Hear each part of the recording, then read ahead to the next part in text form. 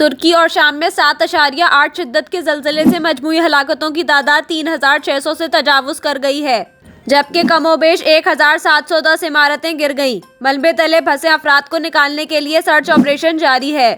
गैर मुल्की media reports के मुताबिक तुर्की में हवलनाक ज़लज़ले के नतीजे में मुख्तलिफ खेलों से वाबस्ता खिलाड़ी भी मलबे तले फंस गए हैं और इनकी तलाश जारी है। इत्तलात के मुताबिक मगरबी अफ्रीकी मुल्क घाना के इंटरनेशनल और प्रीमियर लीग के साबिक फुटबॉलर क्रिस्टियन आंसू भी ज़लज़ले के मलबे तले फंसे अफराद में शामिल थे। आंसू ने हाल ही में तुर्क फुटबॉल क्लब हाते स्पोर्ट ज्वाइन किया था।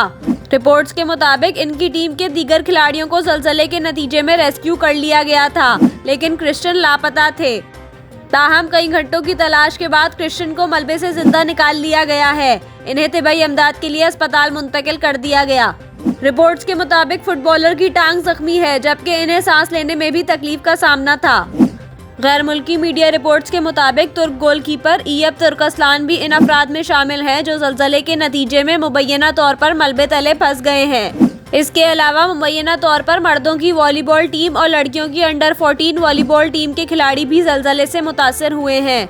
कुछ खिलाड़ियों को जिंदा मलबे से निकाला गया है, जबकि दीगर की तलाश जारी है। रिपोर्ट्स में बताया गया है कि तुर्की में ज़लज़ले के बाद कई रेसलर्स के भी मलबे तले दबे होने की इतलात हैं। तुर्की से ताल्लुक़ रखने वाले ओलंपिक चैंपियन रेसलर ताहा ने 30 से 40 खिलाड़ियों के दबे होने का खदशा जाहिर करते हुए मदद की अपील की है।